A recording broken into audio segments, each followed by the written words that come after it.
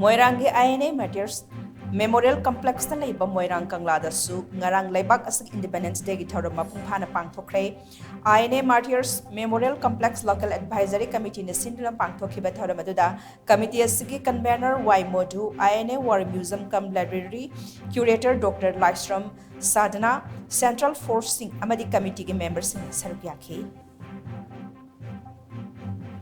ning tabaleba ke ki man phiral ge mamaliami adugumba phiral asi hoi khoina ngak sina bhona bu matamda ning tamma phangna na bi damak ta thengna ba lanjan adugi makha ta pada ning tomlo leiwa amana magi praja si nungai ya phana ne bi damak phana bu su phiral ge mamal asi matik jawa bena bibam thoi madu khangle haina haidona partition de dan gi article